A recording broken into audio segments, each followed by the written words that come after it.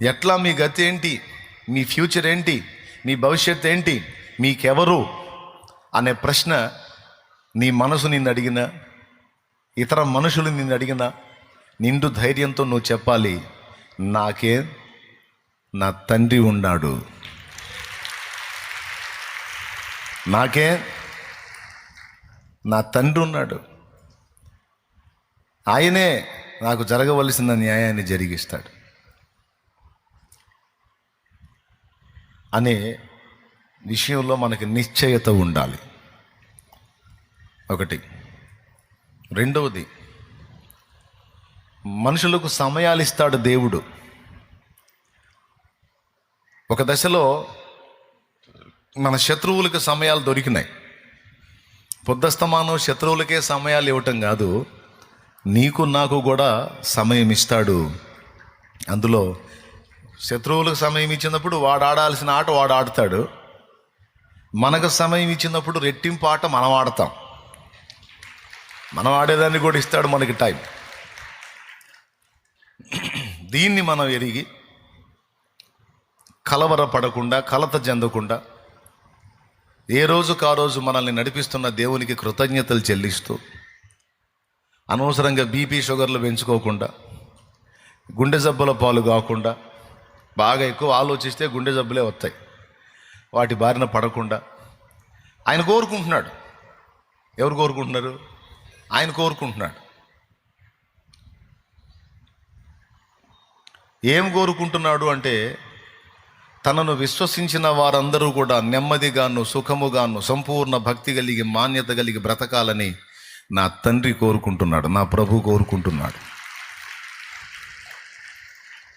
ఒక్క చోటైనా మీరు భయపడండి అని రాశాడా? సమస్యలకు, ప్రతికూలతలకు, ఇరుకులకు, ఇబ్బందులకు భయపడండి అని రాశాడా? ఎన్ని చోట్ల ఉందో భయపడకుడి, భయపడకుడి, భయపడకుడి అంటే ముందే తెలుసు ఆయనకి మనకి దడ ఎక్కువని. దేవునికి స్తోత్రం. ఆయనకి ముందే తెలుసు. ఊరకనే అదురుపోతారా, ఊరకనే భయపడతారు, ఊరకనే కలవరపడతారు మీరు. అందుకే నేను ఇదిగో రాస్తున్నాను, ఇన్నిసార్లు రాయిస్తున్నానని, భయపడకుడి, భయపడకుడి, భయపడకుడి అని 100 సార్లు గ్రంథంలో రాయించాడు. దేవునికి స్తోత్రం. అంటే మనం ఎలా ఉండాలని ఆయన ఆశపడుతున్నాడంటే, ఆయనకు మాత్రమే భయపడి, ఇక దేనికి భయపడకుండా, సంపూర్ణ భక్తి కలిగి, మాన్యత కలిగి, నిన్న నేడు నిరంతరం ఆయన ఏకరీతిగా ఉన్నాడనే నిశ్చయత కలిగి, నిబ్బరముగా మనం వర్ధిల్లాలని నా తండ్రి ఆశిస్తున్నాడు. ఏమి నిబ్బరం అన్నా? నిబ్బరం అంటే నిర్భయం, అంటే భయము లేని స్థితి, భయము లేకుండా. ఎందుకు భయం ఉండదన్నా? ఎన్నో బాధలు, సమస్యలు, ఇరుకులు, ఇబ్బందులు, రోగాలు, భయం ఎందుకు ఉండదన్నా అంటే, భయము విశ్వాసము కలిసి ఉండవు. మనలో కలవరము, భయము అనేవి ఏర్పడ్డాయి అంటే విశ్వాసం యొక్క పర్సంటేజ్ తగ్గిపోయింది అని అర్థం. దేవునికి స్తోత్రం. హల్లెలూయా. బాడీలో B12 తగ్గిందనుకో, తల తిరుగుతూ ఉంటుంది, నీరసం వచ్చిద్ది. అర్థమైందా? ఆ తల తిరుగుడు తగ్గిపోయి, నీరసం తగ్గిపోయి లైన్లో ఉండాలంటే B12 వచ్చేది తీసుకోవాలా. అర్థమైందా? విటమిన్ B12 అది తగ్గితే కొన్ని లక్షణాలు వస్తాయి. అవి పోవాలంటే అది మళ్ళా మన బాడీలోకి చేరాలి. స్తోత్రం. పెద్దగా చెప్పండి. ఈ భయం, కలవరం అనేవి మనలో ఏలుబడి చేస్తున్నాయి అంటే విశ్వాసం అనేది తరిగిపోయిందని అర్థం. దేవుని వాక్యం వినటం, ప్రార్థించడం ద్వారా విశ్వాసాన్ని వృద్ధి పొందించుకోవచ్చు. అలా విశ్వాసమందు బలవంతులమై ఉండి, కలవరము, భయము అనేవి లేకుండా ఆనందంగా, సంతోషంగా ప్రభువులో సాగిపోవాలని నా యేసయ్య కోరుతున్నాడు. తెలుసు నీ సినిమా కష్టాలన్నీ తెలుసు ఆయనకి. నీకు అర్థమైద్దని చెబుతున్నా. ఏం కష్టాలు? సినిమాలో వెంటనే అన్నీ వచ్చేస్తాయి. హీరో ఫ్యామిలీకి వెంట వెంటనే అన్నీ వస్తాయి. మరి సినిమా మొత్తం 2.5 గంటలు అయిపోవాలి కదా. అందుకే అన్ని టపా టపా టపా వస్తాయి అన్నమాట. మన కష్టాలన్నీ తెలుసు ఆయనకి. ఇక్కడ ఆయన ఎరుక లేకుండా, ఆయనకు తెలియకుండా బాధపడేవాళ్ళు ఒక్కళ్ళు లేరు. అయితే ఆయన చెప్పుకొచ్చింది ఏంటంటే, బైబిల్లో అనేక వచనాల్లో, నీకు నేను నిర్ణయించినటువంటి నిర్ణయ కాలములో నీవు ఎదురు చూసే సమస్తము కూడా నీకు దక్కేటట్టు నేను చేస్తాను అని నువ్వు నమ్మితే, నా మీద నీకు భరోసా ఉంటే, విశ్వాసం ఉంటే, నిశ్చయిత ఉంటే, కలవరం వదిలేయి. ఎందుకంటే నాకెంతో ఇష్టమైన బిడ్డవి నువ్వు, నాకెంతో ఇష్టమైన కొడుకువి, కూతురువి నువ్వు. నా ప్రాణమే పెట్టుకున్నానంటే నీకు అర్థం కావట్లేదా నిన్నెంత ప్రేమిస్తున్నానో? కాబట్టి నువ్వు సంతోషంగా కనపడాలి నాకు. ఆయన కోరిక తప్పేం కాదు, న్యాయమైన కోరికే. స్తోత్రం. ఎంతమంది ఒప్పుకుంటారు? న్యాయమైన కోరికే. నీ కొడుకు కానీ కూతురు కానీ ఏడుపు ముఖం వేసుకొని నీ ముందు తిరిగితే నువ్వు ప్రశాంతంగా ఉండగలవా? ఆ ముఖం ఏందిరా, ఆ ముఖం ఏందిరా,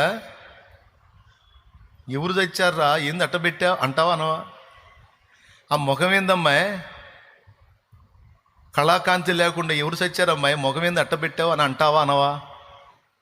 నా ముఖం ఎట్టుంటే నీకెందుకు మమ్మీ, నా ముఖం ఎట్టుంటే నీకెందుకు డాడీ అంటే మమ్మీ డాడీ ఊరుకుంటారా? అవసరమైతే ఆస్తులమ్మైనా సరే నీ సంగతి ఏందో తేలుస్తారు. అరే బాధపడకురా, పోతే పోయింది, ఆస్తి పోతే పోయింది, ఉన్నదంతా అమ్మైనా సరే ఆ బాధలోంచి నిన్ను బయటికి తీసుకొస్తాలేయ్యా, నువ్వు అట్లా బాధపడవాకురా, నువ్వు కృంగిపోవాకురా, నువ్వు కలవరపడవాకురా, నువ్వు దిగులేసుకోవాకయ్యా అంటావా అనవా? ఓ తల్లిగా, తండ్రిగా, పెద్దాయన అంటావు, పెద్దమ్మా అంటావు. నువ్వెంతో ఇష్టపడినటువంటి ఆస్తి పోయినా సరే నువ్వు సంతోషపడతావు. కానీ నీ బిడ్డలు మాత్రం నీ కళ్ళ ముందు కళకళలాడుతూ ఉండాలి. నీ బిడ్డలు ఏడుపు కొట్టు మోకాలు వేసుకొని పేషెంట్ లాగా మంచాన పడి దిగులుతో, విచారంతో, విషన్న వదనాలతో, దుఃఖ సహితంగా తిరుగుతుంటే మాత్రం నువ్వు ప్రశాంతంగా ఉండలేవు. కొంతమంది తల్లులు అయితే దండం పెట్టి చెబుతారమ్మా, నీకు దండం పెడతా, నీ కొబ్బరికాయ కూడా కొడతా కొట్టమంటే, దయచేసి ఆ ముఖం అట్ట పెట్టవాకు, నాకైతే నా బతుకు మీదే విరక్తి పడుతుంది అని అనే తల్లులు ఉన్నారు. ఆ అమ్మాయి ముఖం ఎట్ట పెడితే నీకెందుకు అంటే ఊరుకోలేరు. ఏమండి, ఇంతసేటు మాట్లాడే నువ్వు మళ్ళా నీ బిడ్డ కన్ను మూస్తే ఆ బిడ్డతో పాటు నువ్వు కన్ను మూయలేవు. 3 రోజులు 4 రోజులు ఏడుస్తావు, 5వ రోజు వదిలేస్తావు. కానీ ఆ అల్పమైన ప్రేమ కలిగిన నీకే నీ కళ్ళ ముందు నీ బిడ్డ వేదనతో, దిగులుతో, కన్నీళ్లతో, దుఃఖంతో ఉంటే నువ్వు సహించలేకపోతున్నావే. మరి నిన్నెంతో ప్రేమించే నీ కన్న తండ్రి, ఏకంగా నీ కోసం చనిపోయి తిరిగి లేచిన కన్న తండ్రి, నువ్వు దిగులుతో, వేదనతో, భయంతో, కలవరంతో, విచారంతో ఉంటే ఆయన ఎంత ఫీల్ అవుతాడో ఒక్కసారి ఊహించు. ఆయన ఫీల్ అవుతాడో ఫీల్ అవడా? మనం ఎలా ఉంటే ఆయన సంతోషపడతాడు? ఆయన యందలి విశ్వాసమును బట్టి మనం భరోసా ఉంచి, ఏ సమయానికి, ఏ కాలమునకు ఏది నాకు అవసరమో నా తండ్రి ముందే నా కోసం సిద్ధపరిచి ఉంచాడు గనుక నేనేమీ భయపడను. నేను మళ్ళీ చెప్తున్నాను, గుర్తుపెట్టుకో, మన ఊపిరి ఉన్నంత వరకు మన బాధ్యత ఆయనదే. మనం సస్తే బొందబెట్టించే బాధ్యత కూడా ఆయనదే. దేవునికి స్తోత్రం. అంటే బొందబెట్టించిన దాకా నీ విషయంలో ఈ భూమి మీద ఉన్నంత వరకు ఆయన జోక్యం చేసుకుంటాడు. ఇంకెందుకు దిగులు? కొంతమందికి అదొక దిగులు, నేను సత్య ఏం చేస్తారో అని. నేను చెబుతున్నాగా, నిరాక్షేపంగా నిన్ను బొందబెట్టిస్తాడు దగ్గరుండి, ఏం ప్రాబ్లం లేదు. నువ్వు బతుకు గురించి కానీ, సాగు గురించి కానీ అసలు ఆలోచన చెయ్యనే వద్దు. మర్యాదగా చెప్తున్నా అని నేను కాదు, దేవుడు చెప్తున్నాడు. మర్యాదగా చెప్తున్నా. నువ్వు ఏడుపు కొట్టు మొఖాలు పెట్టకుండా, నువ్వు ఎప్పుడు సంతోషంగా కళ్ళకళ్ళాడుతా, నా మీద నమ్మకం ఉంటే, నా మీద విశ్వాసం ఉంటే, నన్ను బట్టి ధైర్యం తెచ్చుకో. నీకన్నీ నేను ముందే సిద్ధపరిచి ఉంచాను. నువ్వు దుఃఖపడితే నేను సంతోషంగా ఉండలేను. నువ్వు ఏడుస్తూ నువ్వు కృంగిపోతే అది నాకు ఆనందం కాదు అని దేవుడే ఎన్నో చోట్ల రాయించాడు. ఆయన మిమ్మల్ని గూర్చి చింతించుచున్నాడు గనక మీ చింత యావత్తు, పెద్దగా చెప్పాబాయ్, ఎవరి మీద వేయాలా అంటే నేను ఎత్తిన పెట్టుకోవద్దు. రేపటిని గూర్చి విచారించొద్దు, రేపు దాని సంగతులను గూర్చి రేపే ఆలోచించుకుంటుంది.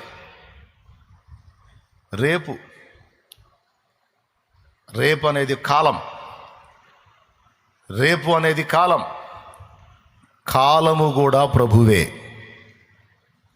కాబట్టి రేపు దాని సంగతులను గూర్చి అది విచారిస్తుంది. ఏనాటికి ఆనాటికి చాలు. ఈరోజు సంగతి చూసుకో. చూడండి, మనల్ని ప్రార్థనలు అడగమన్నప్పుడు కూడా నేడు మాకు కావలసిన అనుదిన ఆహారము నేడు మాకు దయచేయమని అడగమన్నాడు. కానీ ఎటు కూడా ఇస్తున్నా సంవత్సరానికి అయ్యా అని అడగమల్లా. స్తోత్రం. పెద్దగా చెప్పండి. ఏ రోజుతో ఆ రోజు. రేపటి గురించి నీ కలవరం వద్దు, నేనున్నాగా. ఆకాశమందు ఆసీనుడనై ఉన్నాను, సింహాసనం మీద రాజునై ఉన్నాను, రారాజునై ఉన్నాను, సమస్తము నా పాదముల క్రింద ఉన్నది. ఇంత విశ్వానికి చక్రవర్తినైన నేను నిన్ను గురించి చింతపడుతున్నానని సంతోషపడి నా మీద భరోసా ఉంచి నువ్వు నిర్భయంగా సాగిపో.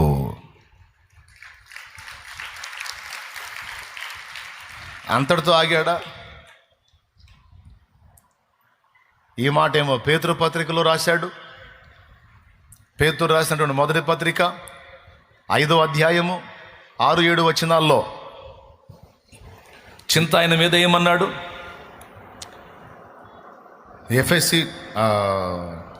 ఫిలిప్పీ పత్రిక 4:4లోనేమో ఎల్లప్పుడూ ఆనందించండి అన్నాడు. ప్రభునందు ఎల్లప్పుడూ ఏడవడనల్లా, ఏమో ఎల్లప్పుడూ ప్రభునందు ఒకసారి చెబితే మీకు ఎక్కదు కాబట్టి మళ్ళీ చెప్పడు, మరలా చెప్పుదును ఆనందించండి. కాబట్టి మర్యాదగా ఆనందించండి. తెసలోనిక 5లో అన్నాడు, మొదటి తెసలోనిక 5లో ఎల్లప్పుడూ సంతోషముగా ఉండండి.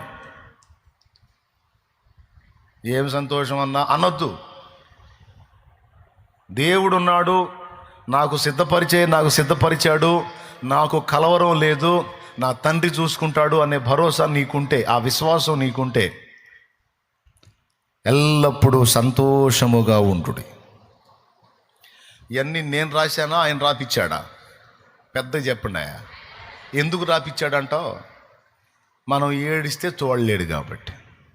మనం దిగులు పడితే, మన పిల్లలు దిగులు పడితే మనమే ఓర్వలేం. ఏమైనా చేస్తాం వాళ్ళ కోసం.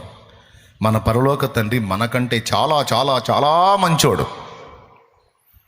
ఆయన ఉన్నవాడా లేనివాడా?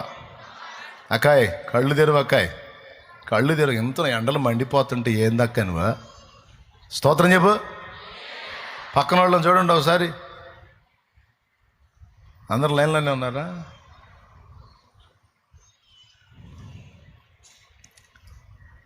ఏదో ఛార్జింగ్ అవుతారులే అని నేను ఛార్జ్ అవుతారని నేను చెబుతుంటే మీరేంది? అందరూ బాగానే ఉన్నారులే, ఎందుకన్నా మంచిదని చెబుతున్నాను. ఇప్పుడన్నా నవ్వండాయా కాస్త. ఆయన చెప్పాడా బైబిల్లో? ఏం చెప్పాడు? ఎల్లప్పుడూ నువ్వు ఎప్పుడైతే దేవుని యందు విశ్వాసం ఉంచి సంతోషంగా ఉండటం మొదలు పెడతావో సగం రోగం అక్కడే పోయిద్ది, సగం స్వస్థత అక్కడే వచ్చిద్ది. నేను మళ్ళీ చెబుతున్నా, నువ్వు దిగులు పడే కొద్దీ, బాధపడే కొద్దీ, భయపడే కొద్దీ నీ రోగం డెవలప్ అయ్యిద్ది కానీ తగ్గదు. అది ఏ రోగమైనా. ఏమో స్తోత్రం చెప్పు గట్టి చెప్పు. అది ఏ రోగమైనా, ఏ సమస్య అయినా, ఏ బాధ అయినా నువ్వు దిగులు పడే కొద్దీ, నువ్వు ఆలోచించే కొద్దీ ఎక్కువ కాకపోతే అప్పుడు అడుగు. నిజంగా అంతే అవుతుంది అన్నోళ్ళు చేతులు ఎత్తండి. పెరిగిపోతుంటుంది, రోగం పెరిగిపోతుంటుంది, లో బీపీ వస్తుంటుంది, షుగర్ పెరుగుతూ ఉంటుంది, బీపీ 200లకు పోతుంటుంది. ఏమంటే డాక్టర్లు చూసి ఇంకా నరాలు పగులుతాయని చెబుతారు. నువ్వు ఆలోచించే కొద్దీ, కలవరపడే కొద్దీ ఎక్కువ అవుతుంటుంది. అందుకే చెప్పాడు, ఆలోచించుట వలన, చింతించుట వలన మీలో ఎవడు తన ఎత్తు మూరడు ఎక్కువ చేసుకుంటాడు? పెరగరు బాబు, తరిగిపోతారు. కాబట్టి చింతలు మీ కాదు, నాయి. బాధ్యత నాది. నేనున్నానని నమ్మితే, నేను గమనిస్తున్నానని నమ్మితే, తగిన కాలమందు నీకు నిర్ణయ కాలమందు ప్రతిదీ నేను హెల్ప్ చేయగలనని నీవు నమ్మితే, ఇక కంగారు తీసేసుకో, దిగులు తీసేసుకో, వేదన తీసేసుకో. నీకు నిర్ణయించిన సమయం నీకుంది. ఓకే అని చెప్పాడండి. ఇంత స్పష్టంగా చెప్పా. అయినా నువ్వు ఏడుపు కొట్టు బతుకుతానంటే నీ కర్మ, అనుభవించు, ఇక అంతే.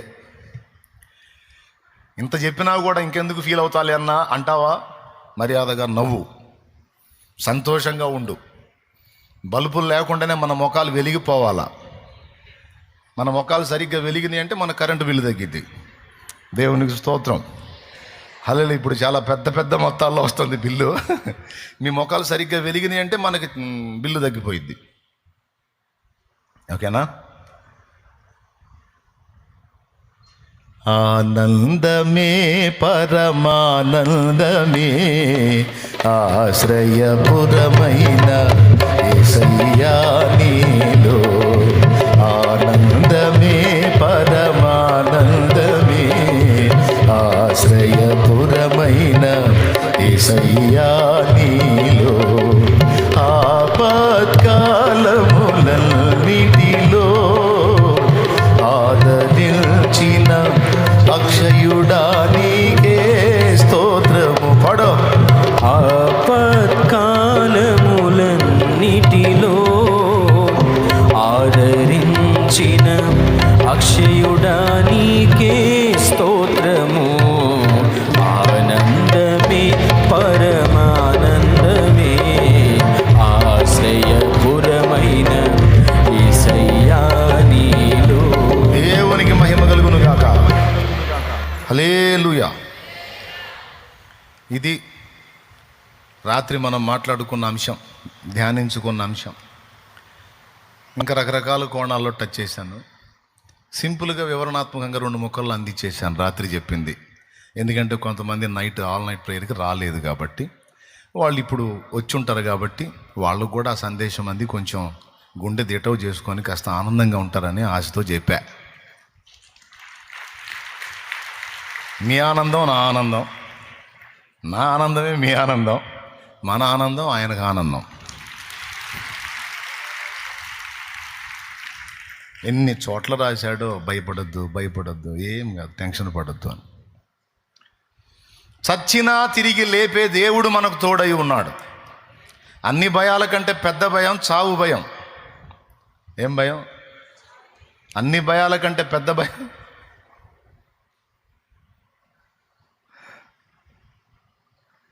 ఆ చావు భయమే మనకు లేకుండా చేశాడు ఆయన. చచ్చిపోయినా నేను తిరిగి లేపుతలే బేట, నువ్వు భయపడొద్దు.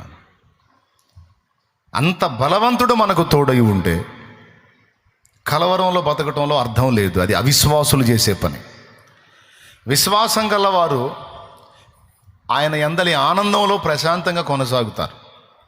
నేను చెబుతున్నా, నా ప్రభువు చూసుకుంటాడు, నేను ఆయన విశ్వసిస్తున్నా, నాకైతే భయం లేదు.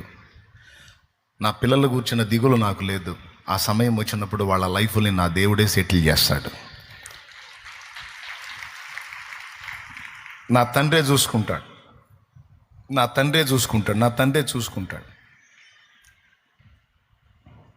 నేను ఆయనకి మొరపెడతా, ఆయన సజీవుడు అని ఆయన మీద ఆనుకొని నీవు నేను మనం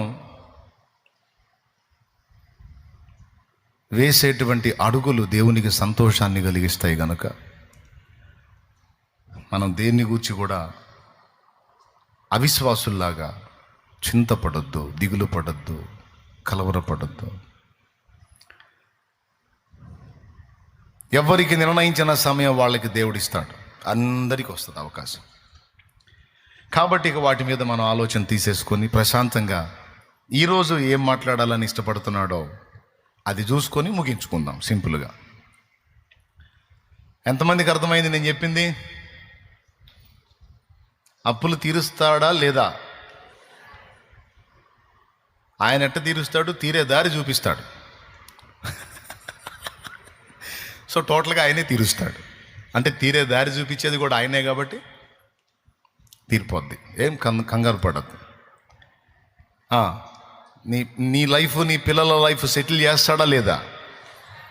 విశ్వాసం ఉందిగా. కొన్ని ఆటుపోట్లు, కొన్ని ఎదురు దెబ్బలు, కొన్ని ప్రతికూలతలు నీకు వస్తుండొచ్చు. అవసరాన్ని బట్టి వస్తాయి. వాటి అవసరం అయిపోయిన తర్వాత వెళ్ళిపోతాయి. అంతే కదండి.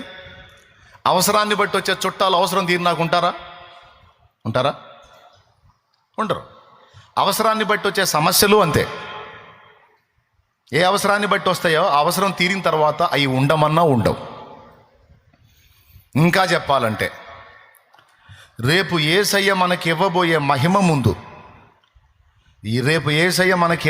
మహిమ ముందు ఈ భూమి మీద మనం జీవించిన జీవితం చిన్నదే. ఈ చిన్న జీవితంలో మన పడ్డ కష్టాలు కూడా అస్సలు లెక్కలోనివి కావు. అది కూడా బైబిల్లోనే ఉంది. అంత గొప్ప మహిమను మనకు అనుగ్రహింప సిద్ధపడి ఉన్నాడు గనుక ఈ అల్పకాల శ్రమలను మనం లక్ష్య పెట్టొద్దు.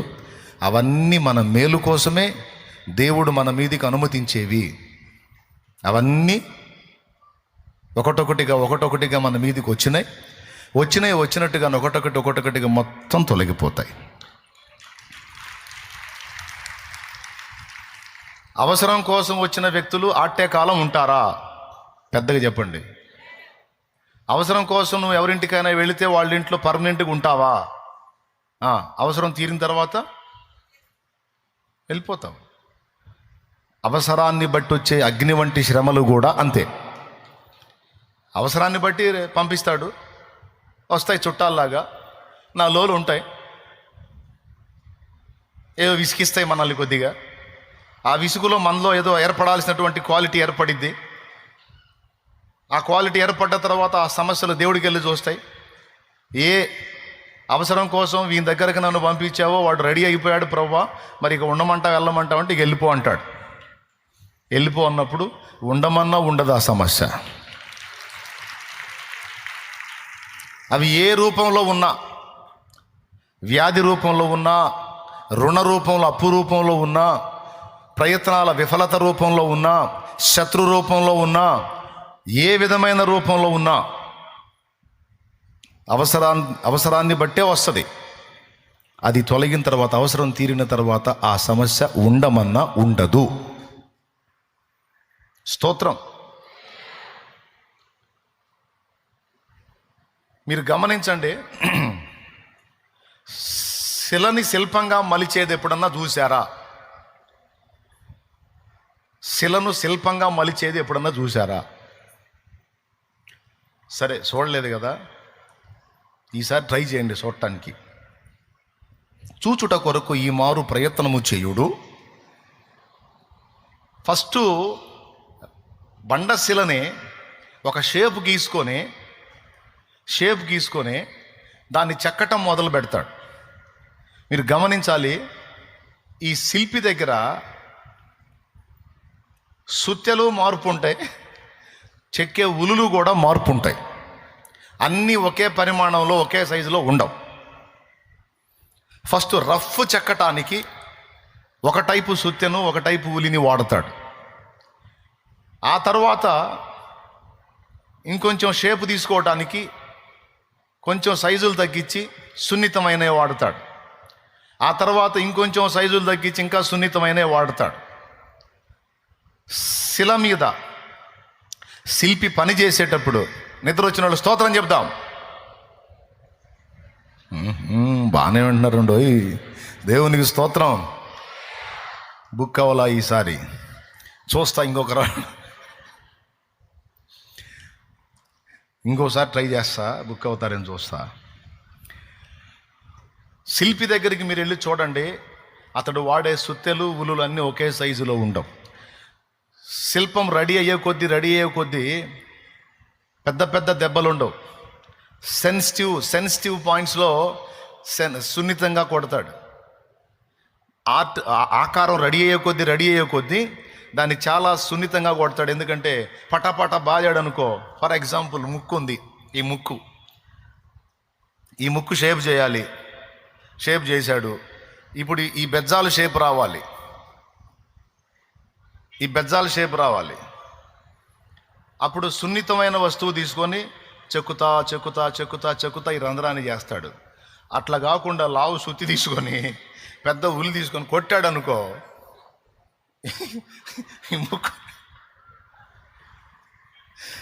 ఈ ముక్కు లేచిపోయిద్ది. ఆ ముక్కు లేచిపోయిందంటే అంత పెద్ద శిల కూడా వేస్ట్. ఇక చూడలేం దాన్ని. శిల మొత్తంలో, ఆ శిల్పం మొత్తంలో ముక్కు చాలా ఇంపార్టెంట్.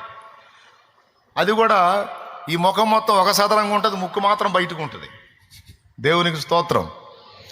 ఒక్క దెబ్బ కొట్టాడా విసుగు పుట్టి, ఇక దాన్ని వదిలేయటమే. ఇంకా ఏం చేయాలి కాదు ఇక. అవునా? అంటే షేప్ వచ్చే కొద్దీ కోటింగ్ తగ్గిపోయిద్ది. ఫస్ట్ రఫ్ కోటింగ్ ఉంటుంది. లోకంలో ఉన్నప్పుడు మనకు రఫ్ కోటింగ్ పడింది, ఆ దెబ్బకు బరిగెత్తాం వీడికి. అర్థమైందా మీకు? అబ్బో, దేవునికి స్తోత్రం. లోకంలో ఉన్నప్పుడు రఫ్ కోటింగ్ పడింది, ఆ దెబ్బకు వచ్చి పడ్డాం ఇక్కడికి. ఇక్కడ పడ్డ తర్వాత ఇక రకరకాల పనిముట్లు వాడి, ఇవన్నీ ఎందుకు చెబుతున్నాను తెలుసా? అగచాట్లన్నీ ఒకేసారి ఒకే టైపులో రావు. స్తోత్రం. అగచాట్లన్నీ ఒకేసారి ఒకే టైపులో రావు. ఒక్కొక్క సందర్భానికి తగ్గది ఒక్కొక్కటి వాడతాడు. ఏం లేదండి, ఆ పరమశిల్పకారుడు మనల్ని అందమైనటువంటి ఆకారాలుగా ఆయన పోలికలోకి చెక్కటానికే ఈ బాధలన్నీ. ఆయన షేపుని మనలోనికి తీసుకొని రావడానికే ఈ శ్రమలన్నీ. కాబట్టి ఒకప్పుడు బాగా కఠినమైన శ్రమలో నువ్వు నలిగి ఉండొచ్చు. ఇప్పుడు ఆ పరిస్థితి మారి ఇక వేరే సమస్యలు ఉంటాయి. తర్వాత ఇంకా నువ్వు షేపులోకి వచ్చే కొద్దీ మళ్ళీ ఇంకా సైజులు మారిపోతూ ఉంటాయి. ఫస్ట్ ఇంతలా ఉలితో ఇంత బరువు సూతితో కొట్టిన అనుభవం పోయి ఇక మన పెన్సిల్ టైప్ ఉంటాయి ఉలులు, అవి తీసుకొచ్చి కొడతాడు ఫైనల్లో. ఫినిషింగ్ టచ్ అంటే కళ్ళు ఉంటాయి, కనుబొమ్మలు చెక్కాలి, పెన్సిల్ లాంటివి అలాంటి ఉలులు తీసుకొచ్చి కొడతాడు. ఈ వెంట్రుకలు సన్న గీతలు షేప్ చేయాలి. ఏమండి?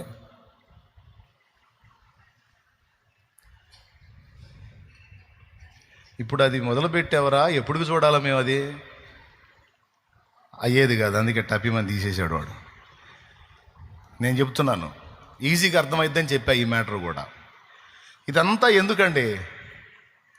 శిల్పి ఇన్ని రకాల పరికరాలు వాడి ఆ శిల మీద ఆ పనంతా అంత కష్టపడి ఎందుకు చేయాలి అంటే, శాశ్వత శోభాతిశయముగాను తరతరములకు సంతోష కారణముగాను నిన్ను నన్ను చేయటానికి.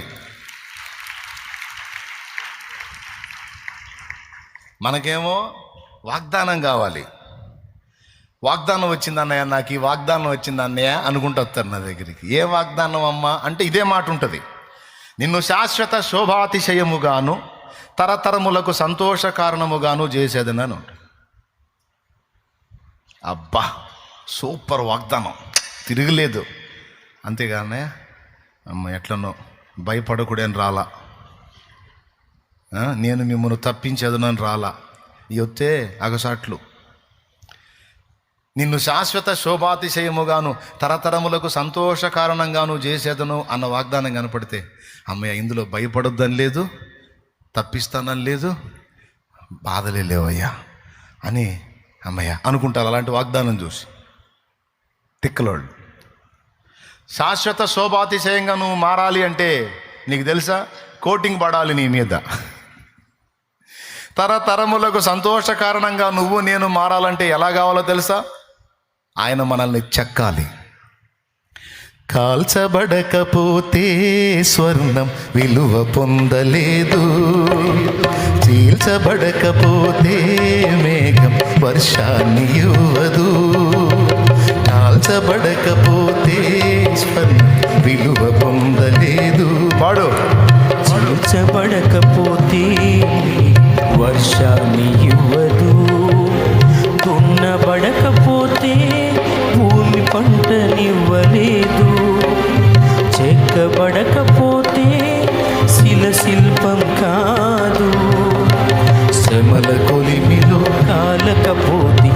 యేసు రూపు రాదు. నువ్వు శ్రమల కొలిమిలో కాలకపోతే యేసు రూపు రాదు. నమ్ము నేస్తమా, ఇది సత్యం. పీడబోకుమా విశ్వాసం. నీ ఆశ నిరాశ కానే కాదు, వేదన ఎందుకు? నీ కన్నీరు కలకాలం ఉండదు, కలతే చెందకు.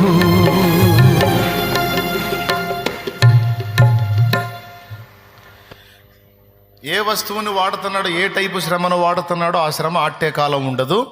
దాని అవసరం తీరిపోయినాక చెప్పింది దేవుడికి, అయిపోయింది సార్, నా వల్ల జరగాల్సిన పని అయిపోయిందా? అయిపోయింది. రావాల్సిన షేపు అందులో అంతవరకు వచ్చింది, ఇక నువ్వు పక్కకు అంటాడు. అప్పుడు సడన్గా పోయింది నీ సమస్య, పోయింది. తర్వాత మళ్ళా నెక్స్ట్ షేప్కి కావాల్సింది ఏదో అది ఎంటర్ అయింది మళ్ళీ. టోటల్గా ఇప్పుడు మాకు నువ్వు అగసాట్లనై కొనసాగుతాయని చెబుతున్నావు. అరే షేప్ వచ్చిన దాకా తప్పదుగా. శ్రమల కొలిమిలో కాలకపోతే యేసు రూపు రాదు.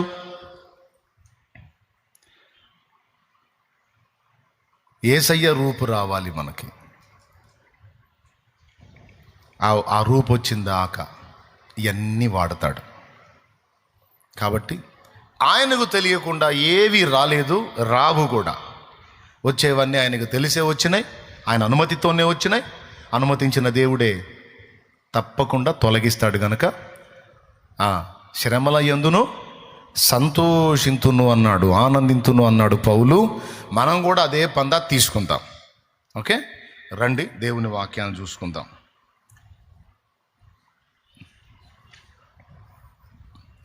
యేసు ప్రభు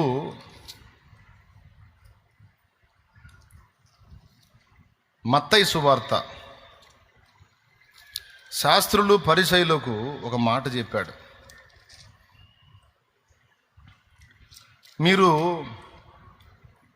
పుదీనాలోను, సోపులోను, జీలకర్రలోను 10వ భాగం ఇస్తారు, ఇవన్నీ బాగానే చేస్తారా బాబు మీరు. న్యాయమును, కనికరమును, విశ్వాసమును విడిచిపెడుతున్నారు. వాటిని మానక వీటిని చేయవలసి ఉండెను అన్నాడు. న్యాయమును, కనికరమును, విశ్వాసమును. వినండి, ఒక చిన్న మాట ప్రార్థన చేసుకొని. పరిశుద్ధ ప్రభువా నీకు స్తోత్రం. ఈరోజు నీ పాదాల చెంత మాతో ఏం మాట్లాడనై ఉన్నావో మాట్లాడు. ఇప్పటిదాకా రాత్రి సందేశమును పునర్ధ్యానింపజేశావు, నీ బిడ్డలకు కొంత స్వాంతన కలిగించావు. ఇప్పుడు మేమేమి నేర్చుకోవాలో మాకు బోధించి మమ్మల్ని బలపరిచి నడిపించమని. మా గృహాలకు మేము తిరిగి వెళ్ళక మునుపు నీవు మాతో ఒక్కసారి మాట్లాడు, మరొక్కసారి మాట్లాడు. దుష్టుణ్ణి, వాడి క్రియలను యేసు నామములో బంధిస్తున్నావు. మీ సన్నిధి ప్రత్యక్షపరిచి బలహీనుని, దాసుని వాడుకొని నీ బలముతో నింపి నీ వాక్ ప్రత్యక్షతను అనుగ్రహించి దీవించమని యేసు నామమును ప్రార్థించి పొంది ఉన్నాము తండ్రి. ప్రార్థనకు జవాబిచ్చిన దేవునికి విశ్వాసంతో స్తోత్రం చెప్దామా?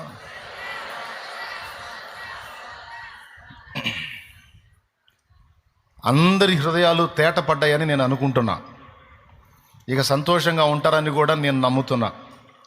దేవుని యందలి విశ్వాసం ఉంచి భరోసాతో మీ బ్రతుకులను ఆనందంగా కొనసాగించుకుంటారని నమ్ముతున్నా. అంతేనా? లేకపోతే నన్ను సిగ్గుపరుస్తారా? లేదన్నా హ్యాపీగానే ఉంటాం. రైట్, దేవునికి స్తోత్రం. న్యాయమును, కనికరమును, విశ్వాసమును విడిచిపెట్టకూడదు అన్నాడు. 3 కీలకమైనవి. న్యాయ ప్రవర్తన అంటే దేవునికి చాలా ఇష్టం. ఇందాక నేను స్టార్టింగ్లో చెప్పా, దేవుడు తానేమై ఉన్నాడో గ్రంథములో రాయించాడు. మనము కూడా ఏమై ఉండాలో, ఎలాంటి వారమై ఉండాలో కూడా గ్రంథములో రాయించాడు. దేవుడు న్యాయవంతుడై ఉన్నాడు. ఆయన సమస్త చర్యలలోనూ న్యాయం ఉంటుంది. ఆయన అన్యాయస్తుడు ఎంత మాత్రం కాడు.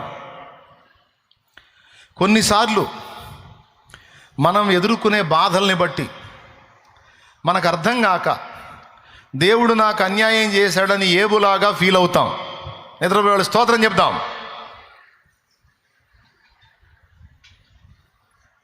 చూస్తా నేనే వదిలిపెట్టను, మిమ్మల్ని బుక్ చేసేదాకా వదిలిపెట్టను. చాలా చురుగ్గా ఉన్నారు. ముసలోళ్ళు కూడా చెప్పట్లా హల్లెలూయా. దేవునికి స్తోత్రం. వాళ్ళన్న హల్లెలూయా అంటారేమంటే వాళ్ళు కూడా చెప్పట్లా. కొన్నిసార్లు మనకు అర్థం కాక ఏబులాగా, అట్లయితే సర్వశక్తుడగు వాడు నాకు అన్యాయము చేసినని ఏబంటాడు. అట్లా కొన్నిసార్లు మనకి ఆయన నడకలు అర్థం కాక, ఆయన కార్యాలు అర్థం కాక, ఆయన సిద్ధపరిచిన అర్థం కాక కొన్నిసార్లు మనం అన్యాయం అయిపోయినట్టు ఫీల్ అవుతాం. దేవుడు మనకు అన్యాయం చేసినట్టు బాధపడతాం. నల్లగా ఉన్నోళ్ళు ఎర్రటోళ్ళని చూసి వాళ్ళకేమో అంత మంచి గ్లామర్ ఇచ్చావు, మంచి కలర్ ఇచ్చావు తండ్రి, నన్నేమో ఇట్లా బ్లాక్ అండ్ వైట్లో చేసావు తండ్రి, ఎందుకు ప్రభా నన్ను ముఖమంతా నలుపు కళ్ళేమో తెలుపు, ఏంది నాయన ఇది ప్రభా, నా ముఖంలో ఈ కళ్ళను ఈ పళ్ళు తప్ప ఇంకా ఏం తెలుపు కనపడట్లేదు ప్రభా, ఎందుకు నాయన నన్ను నల్లగా పుట్టించావు, నన్ను కూడా అందరిలాగా కలర్ఫుల్గా పుట్టిస్తే ఎలా ఉండేది ప్రభా అని కొంతమంది ఫీల్ అవుతారు. వాళ్ళు అద్దంలో చూసుకున్నప్పుడల్లా కలర్ కోటింగ్ విషయంలో దేవుడు నాకు అన్యాయం చేశాడు, అవునా, అలా కొంతమంది ఫీల్ అవుతూ ఉంటారు. అంటే శరీర ఆకృతినే కాదు, జీవితాలను చూసుకొని కూడా కొంతమంది ఫీల్ అవుతారు. చిరు ప్రాయములోనే నీవు నా భర్తను తీసుకొని నాకు అన్యాయం చేశావు దేవా, నేనేం చేశాను నాయన, నాకు ఇలాంటి కలత రప్పించావు దేవా, నాకు ఈ కన్నీళ్లు రప్పించావు దేవా, ఏమోనయ్యా నువ్వైతే నాకు అన్యాయమే చేశావు అని కొంతమంది హృదయంలో దేవునితో బాధపడుతూ ఉంటారు. బైబిల్లో చాలా స్పష్టంగా అనేక చోట్ల రాయబడి ఉంది, ఏమనో తెలుసా, సర్వశక్తుడగు వాడు అన్యాయము చేయుట అసంభవము. అంత బలవంతంగా ఏం అవసరం లేదులే. సర్వశక్తుడగు వాడు అన్యాయము చేయుట, సర్వలోకమునకు తీర్పు తీర్చే న్యాయాధిపతి, నీతి న్యాయములనే తన సింహాసనమునకు ఆధారముగా చేసుకున్న దేవుడు అన్యాయం చేయుట అసంభవము. ఆయన న్యాయవంతుడు, ఆయన చర్యలన్నిట్లో న్యాయం ఉంటుంది. మనకు అర్థం కాదు, ఇలా ఎందుకు చేసావు దేవా, అలా ఎందుకు చేసావు అని మనం పాయింట్అవుట్ చేస్తాం. ఏం అర్థమైంది దేవుడి తత్వం మనకి? మన చొక్కా మీదకి చీమ చొక్కా మీదకి ఎక్కి తిరుగుతా మనిషి జ్ఞానాన్ని గురించి అది పాయింట్అవుట్ చేస్తే నీకు ఎట్టుంటుంది? నిన్ను అర్థం చేసుకునే సరుకు దానికి ఉందా? పట్టుకొని నలిపేస్తే నలిగిపోయిద్ది, తలాకాళ్ళు మొత్తం ఏ పాటుకు ఆ పాటు పీక అవతల పడేయచ్చు. ఏం తెలుసు దానికి? అది పిచ్చి పిచ్చి మాటలు మాట్లాడితే ఎట్లా చేమ? మన షర్టు మీదకి ఎక్కి తిరిగే చేమ. అట్లాగే సృష్టికర్త అయిన దేవుని గురించి మనం పెద్ద పెద్ద మాటలు మాట్లాడతాం, మనకు అర్థం కాదు ఆయన కదలికలు. ఏదైనా ఒకటి జరిగించాడంటే, ఏదైనా ఒకటి రప్పించాడంటే దాని వెనక అనేక కారణములు ఉంటాయి. దేవునికి స్తోత్రం. ఆ కారణాలు మనకు అర్థం కావు, మన మట్టి బుర్రకు అర్థం కావు. అర్థం కాక మనం జుట్టు బీక్కొని దేవుణ్ణి కూడా తిడతాం, మనసులో హీనపరుస్తాం. ఎక్కువ మంది వాడే డైలాగ్, నాకు అన్యాయం జరిగింది, నాకు అన్యాయం జరిగింది, నాకు అన్యాయం జరిగింది, దేవుడు కూడా నాకు అన్యాయమే చేశాడని మాట్లాడతాడు. నేను చెప్తున్నా, ఎప్పుడూ చేయడు దేవుడు అట్లా. నీకు చేయడు, నాకు చేయడు, ఎవ్వరికి చేయడు. ఇంకా చెప్పాలంటే నిన్ను కూడా చేయొద్దు అన్నాడు. నువ్వు అన్యాయం చేశావంటే నా రాజ్యానికి నేను రానినని వార్నింగ్ ఇచ్చాడు. కొరింథీయులకు రాసిన మొదటి పత్రిక 9వ అధ్యాయము 6వ వచనం. 6:9 చూడు ఒకసారి. అన్యాయస్తులు దేవుని రాజ్యమునకు వారసులు కానేరరు. 6:9 సాలిగా నాకెళ్ళి చూడండి. అయ్యో వేషధారులైన శాస్త్రులారా, పరిసయ్యులారా, మీరు న్యాయమును కనికరమును విశ్వాసమును విడిచిపెట్టారని వాళ్ళని వేషధారులారా అని తిట్టాడు. న్యాయ ప్రవర్తనను ఎవడైనా కనపరచకపోతే వాడు వేషధారి. ఓకే, అన్యాయం చేసేవాడు అసలు నా రాజ్యానికి వారసుడే కాదన్నాడు. మరి నువ్వు నేను అన్యాయం చేస్తేనే మనల్ని ఆయన రాజ్యానికి రానివ్వనోడు ఆయన అన్యాయం చేస్తాడా? ఏమయ్యా, అన్యాయం చేస్తాడా? చెయ్యడు. మన హృదయం అనే పలక మీద ఇది రాసుకొని ఉండాలి. ఏంటంటే, నా జీవితంలో ఏదైనా జరగవచ్చు, కానీ ఒకటి మాత్రం నిజం. అదేంటంటే, నా దేవుడైతే అన్యాయస్తుడు కాదు.